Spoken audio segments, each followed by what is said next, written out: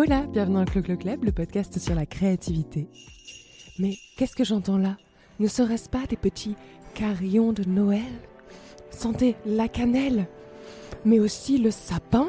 Oh, regardez dehors, ces magnifiques petites lumières qui scintillent dans la nuit dès 16h30. Ah, quelle joie! On a même eu de la neige en novembre, vraiment l'esprit de Noël est bien présent. Cet épisode est en plein dedans puisque j'ai décidé de vous partager avec cette voix tout à fait insupportable que je vais arrêter tout de suite, une sélection d'idées cadeaux un peu sympas à faire quand vous êtes une personne créative ou pour une personne créative. Comme ça, vous avez le choix.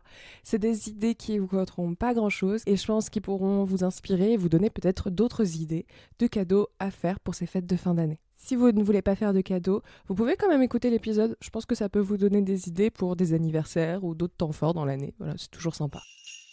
Bon, sans surprise, le premier cadeau qu'on peut faire assez facile à des personnes qui ont une certaine sensibilité artistique, culturelle, tout ce que vous voulez, c'est de leur offrir une place pour un concert, pour un spectacle, pour une expo, à faire ensemble. C'est pas sur ça que je vais mettre l'accent, parce que ça peut, encore une fois, coûter un peu cher. Mais dans cette vibe-là, vous pouvez aussi changer un petit peu et offrir pendant quelques mois un abonnement à une plateforme VOD, à un compte Spotify, enfin ce que vous voulez, à la personne de votre choix, parce que l'air de rien, ça commence à faire cher à chaque fois de cumuler tous ces abonnements.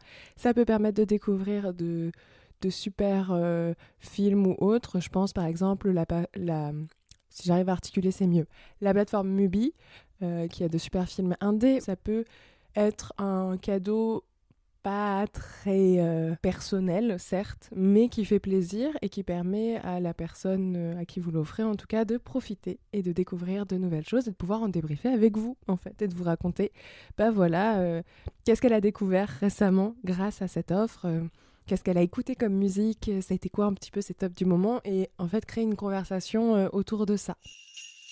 Une autre idée cadeau à laquelle je trouve qu'on pense de plus en plus, et tant mieux parce que c'est vraiment chouette, moi c'est parmi mes cadeaux préférés, et ça tombe bien, c'est ce que mes amis m'offrent assez souvent, c'est un atelier ou un cours. En fonction. Ça peut être un atelier, alors il y a plusieurs plateformes qui existent et qui le proposent, soit vous passez directement par des lieux.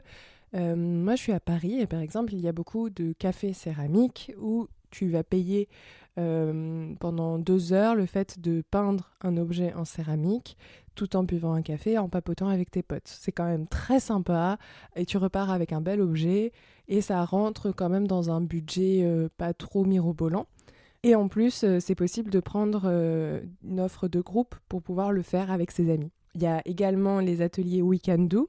C'est un peu la plateforme de référence qui recense en fait plein d'artisans près de chez vous, plein de cafés et d'ateliers, de plein de choses comme ça où vous pouvez faire différents types d'ateliers. Ça va de la bougie à la création de bijoux, ça va de la dégustation de café, dégustation de thé, à la création de jeux de plateau. Enfin, il y a vraiment tout et ça permet de rencontrer des artisans, des artisanes près de chez vous. Ça permet de créer du lien avec des commerçants locaux et d'avoir un temps de qualité en fait où vous apprenez des choses, il y a un vrai savoir-faire.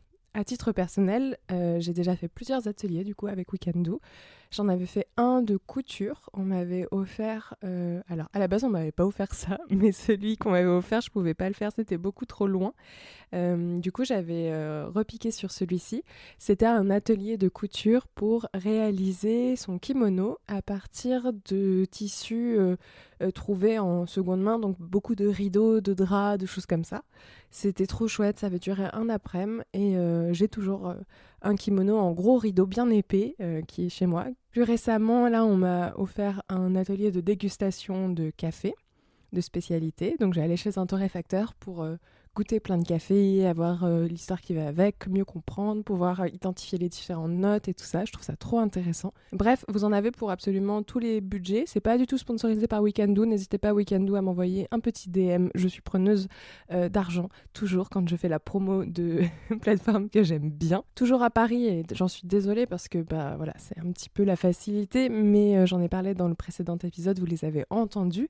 Il y a les cours de dessin Le Pan que vous pouvez prendre à la carte. donc offrir un cours de nu, par exemple, de modèle vivant, sous forme de drink and draw, donc d'apéro en fait, vous dessinez. Ça, c'est un format que je trouve trop sympa, que j'ai testé et approuvé, mais je vous en parlerai plus longuement dans un prochain épisode. Hello, c'est la Chloé du montage. Alors cet épisode est en rediffusion, ça veut dire que je l'avais enregistré l'année dernière, en 2024, et entre-temps, il s'est passé pas mal de choses, puisque cette année, c'est à mon tour de donner des cours chez Le Pan. Je te mets en description de cet épisode les prochains à venir qui auront lieu au mois de janvier et au mois de février 2026. Tu peux prendre ta place et aussi offrir ça à tes proches. C'est sous forme de stage, donc il y a 2 séances, c'est 2 fois 2h30, ça va être trop bien. On va apprendre ensemble à faire un journal intime illustré, un truc que j'adore faire. Voilà, n'hésite pas à me glisser sous le sapin et je te laisse avec la suite de l'épisode. Et je disais aussi au tout début, donc atelier ou des cours, donc cours de dessin, cours de danse. Moi, j'ai eu la chance de faire un cours de heels donc de talons avec Louise Dalle, qui passera d'ailleurs bientôt dans le podcast, je tease. Donc ça, c'était trop chouette. Pendant 3 heures, on a dansé et moi, ça m'a permis de découvrir une discipline. Il y a vraiment un peu ce côté découverte hyper cool, immersif. Je vous mettrai d'ailleurs l'épisode que j'avais enregistré à cette occasion. Ça peut vous donner envie et ça peut vous inspirer aussi pour un cadeau cool à faire à des potes. Donc voilà, pensez aux ateliers et aux cours. Ça soutient des indépendants et des acteurs près de chez vous qui en ont besoin, qui ont besoin de visibilité et qui vendent aussi parfois leurs objets ou leurs productions directement dans des boutiques ou lors de marchés de créateurs et de créatrices. Il y en a plein à la période de Noël. Vraiment, les fêtes de fin d'année, pour ça, c'est génial. Allez sur les marchés de Noël, allez sur les petits marchés de créateurs près de chez vous pour pouvoir y trouver vos cadeaux, pouvoir soutenir des savoir-faire, soutenir des personnes indépendantes qui font des trucs vraiment super chouettes, qui effectivement coûtent plus cher que si vous achetiez directement vos cadeaux sur Amazon, mais qui ont beaucoup plus de sens, aussi bien dans la façon dont ça a été fabriqué que dans la signification et la durée par la suite, même parfois la qualité pour l'utilité. En fait, si c'est un objet, imaginons en bois pour la cuisine, une belle planche à découper ou des ustensiles particuliers, des couteaux en céramique. Enfin voilà, ce genre de choses aussi, n'hésitez pas à y faire un tour. C'est vraiment un soutien très important. Je remets l'accent dessus parce que j'ai eu l'occasion, au travers de toutes mes interviews, de recueillir des témoignages de créateurs et de créatrices indépendantes qui galèrent vraiment toute l'année à vendre leurs créations. Parfois effectivement juste esthétique, mais pas que, loin de là. Et voilà, petit shout-out qui me semblait nécessaire. Une autre idée qui reste un petit peu dans cet esprit de faire des choses et qui demande beaucoup moins de budget, c'est d'offrir un kit ou un objet, quelque chose en tout cas qui permet de se mettre à une pratique de façon hyper facile pour commencer, vraiment un truc de débutant. Je pense, quand je dis ça, à typiquement des kits de crochet. C'était la grande mode et franchement, il fait froid. Si vous pouvez vous faire votre propre cagoule, c'est quand même très stylé. Donc, un petit kit de crochet pour commencer, pour avoir les bases. Et peut-être que la personne à qui vous allez l'offrir, au début, elle est hypée parce qu'elle vous en a déjà parlé et c'est cool. Mais en découvrant la pratique en elle-même, elle va se dire que finalement, c'est pas du tout son truc. Au moins, elle aura essayé grâce à vous. Au contraire, ça peut lui débloquer une nouvelle passion et voilà, elle a plongé de façon simple, accessible, dans une pratique créative qu'ensuite elle pourra développer à son rythme. Vous pouvez aussi faire, ça c'est un truc que j'ai fait pour mon petit frère.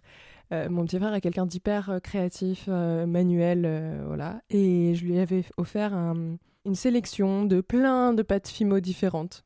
J'ai pris vraiment plein de couleurs en me disant que c'était le genre de choses qu'il allait utiliser pour faire des figurines ou des choses comme ça, parce qu'il est extrêmement fort en 3D. Et du coup, j'ai fabriqué un petit peu moi-même ce petit kit, donc pas de débutant en l'occurrence, mais plus de pratique. Et je parle de la pâte Fimo dans cette sélection et pas de pinceau, de gouache, de choses comme ça, parce que ça peut coûter plus cher, même si rien ne vous empêche de prendre du matériel de mauvaise qualité, mais je trouve qu'on y perd, et même pour la personne qui va pratiquer, c'est moins agréable. Donc je le recommanderais pas dans les idées cadeaux, dans les trucs pour débuter, voilà, pour vous lancer.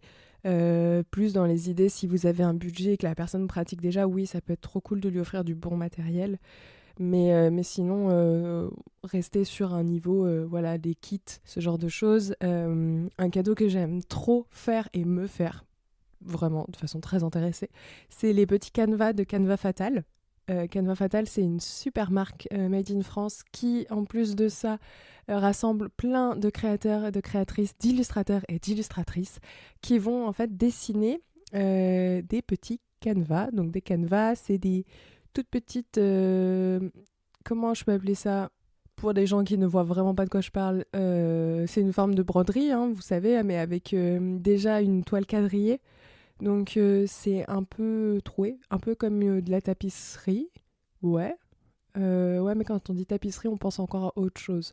Si, c'est à peu près ça. Bon, imaginez en gros quand vous avez des grandes tentures de tissu brodées sur des murs avec des personnages et choses comme ça. C'est ça, mais en niveau beaucoup, beaucoup plus simple, où vous avez en fait une petite toile déjà pré-quadrillée et trouée, où il suffit de venir tisser des fils de couleurs pour faire apparaître une illustration déjà faite au préalable par un ou une artiste.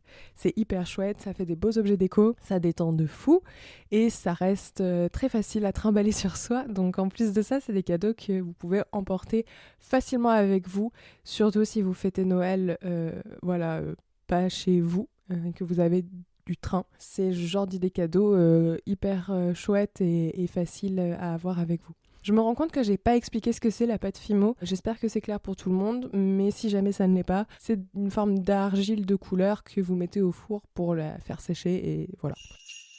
Si jamais vous n'avez pas de budget, je vous propose de partir sur une option beaucoup plus simple, très personnelle, et à vous de faire une jolie annonce en tout cas de ce cadeau, mais c'est un temps de qualité avec la personne de votre choix, sous forme donc soit d'après-midi créatif, ça j'en ai déjà parlé, de soirée d'après-midi, enfin vous choisissez le moment de la journée que vous voulez, mais c'est un truc qu'on fait avec des potes où on se retrouve juste pour créer entre nous. C'est hyper agréable, ça permet de peut-être tester des techniques ensemble, de découvrir de nouvelles choses, au contraire de faire des pratiques qui nous font du bien et juste de s'octroyer ce temps-là et en fait de le faire ensemble, ça oblige déjà à prendre ce temps et ensuite on le fait à deux, donc c'est toujours agréable de pouvoir passer du temps avec l'autre personne, discuter, être ensemble en fait. Donc il y a ça que vous pouvez faire donc soit dans un café, mais ça demande un budget, soit à la maison tout simplement.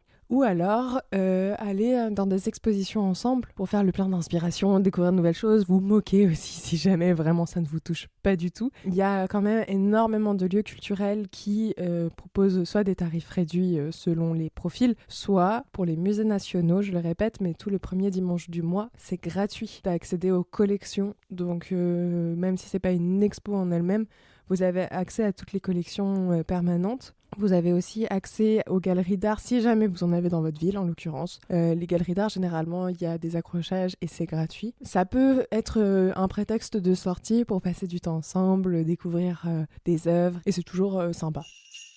Tout ça, c'était beaucoup quand même d'expérience et quelques objets physiques. Si jamais vous voulez offrir vraiment un objet en tant que tel qui vous inspire, je pense qu'un truc qui peut être très chouette, c'est d'offrir un livre écrit par une personne hyper inspirante ou qui raconte les coulisses de quelque chose, un peu un essai, un portrait, une vie intime, enfin bref, je vous ai fait là dans les derniers shots d'Inspi 3 autobiographies qui moi me touchent beaucoup, notamment celle de Patti Smith, mais pour moi ça rentre un petit peu dans cette catégorie, c'est un livre écrit par une personne hyper inspirante sur son parcours créatif.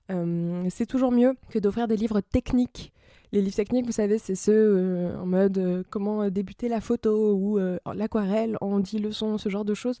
C'est sympa, mais en réalité, on les ouvre pas. Et vous avez exactement le même contenu gratuit sur Internet. Ou encore, c'est plus sympa dans des cours parce que vous avez quand même des retours directement sur ce que vous faites. Et c'est moins de juste copier ce qu'il y a écrit. Moi, je suis pas une grande fan de ce genre de livre technique. Je suis pas convaincue du tout. Mais voilà, un livre d'une personne inspirante, par contre, ça peut être trop chouette. Une personne que la personne à qui vous l'offrez apprécie, donc elle apprécie le travail.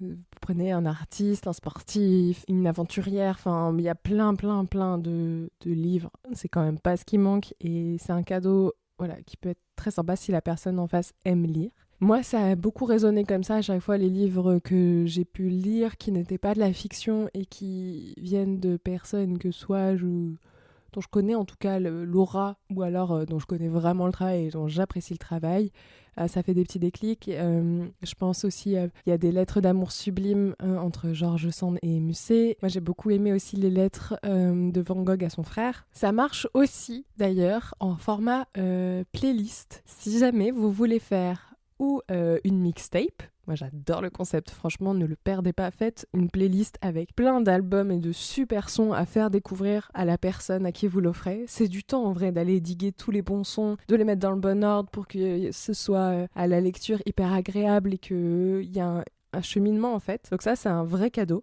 vraiment trop chouette. Et sinon une playlist de podcasts. Haha, vous pourriez mettre le Clo-Clo Club par exemple dedans. Mais ouais, des épisodes que vous avez adorés, qui vous font marrer, que vous avez trouvé trop intéressants.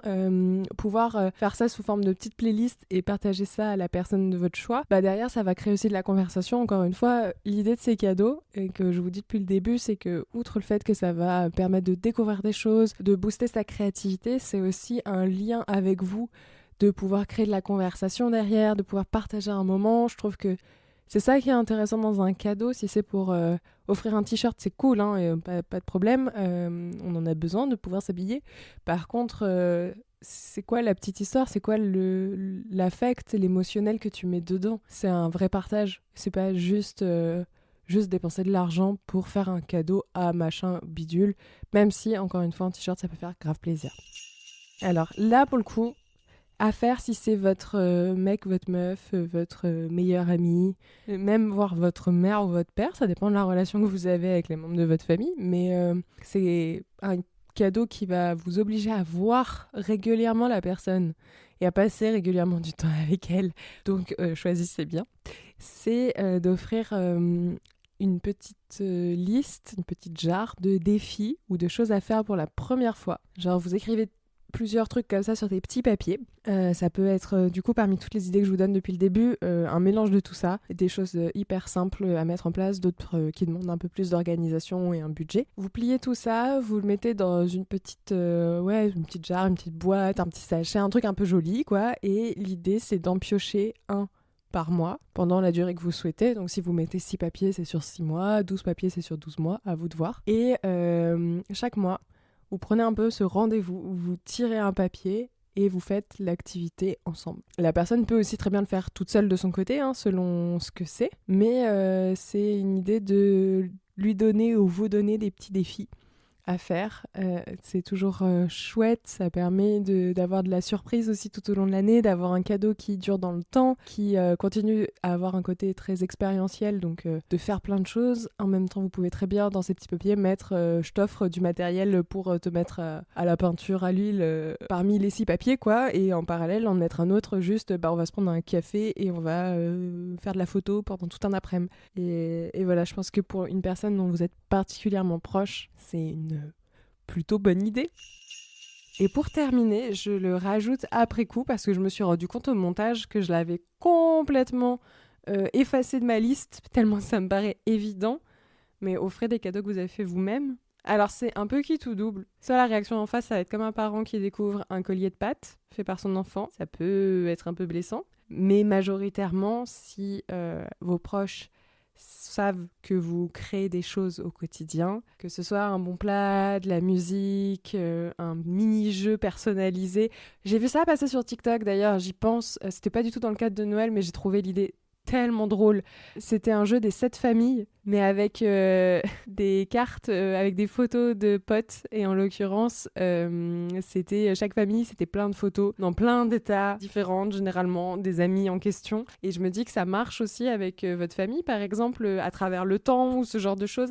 Il y a moyen en fait de caler plein de petites blagues, plein de petites références personnelles, de faire aussi des jolies choses. Et en fait, même si le rendu, c'est peut-être pas le truc le plus waouh de la Terre et que vous n'avez pas forcément le niveau de quelqu'un dont c'est le métier. En fait, l'intention et la note personnelle, je trouve qu'elles font toute la différence et elles rendent le cadeau beaucoup plus incarné et très mignon. Et ça peut très bien être un complément d'un autre cadeau que vous avez acheté, qui n'a rien à voir, mais y mettre en fait quelque chose qui vient de vous.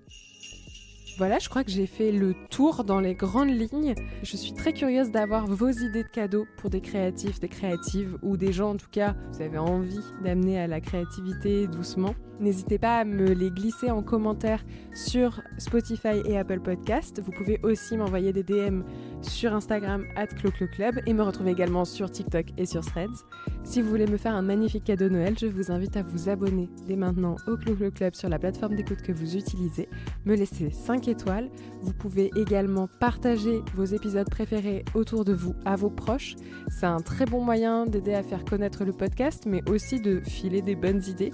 Peut-être que si c'est vous le créatif ou la créative et que vous avez trop peur des mauvais cadeaux de vos proches, envoyez-leur cet épisode, on sait jamais. Après tout, orienté, je trouve que c'est pas une si mauvaise idée, ça évite d'avoir vraiment un cadeau dont on sait pas quoi faire et à la personne en face d'avoir aussi un moyen de tomber un petit peu plus juste par rapport à ce que vous avez envie de recevoir, quoi, et voilà, de pouvoir créer de la conversation et du lien encore une fois, c'est magnifique. Moi je vous dis à mercredi prochain pour un nouvel épisode.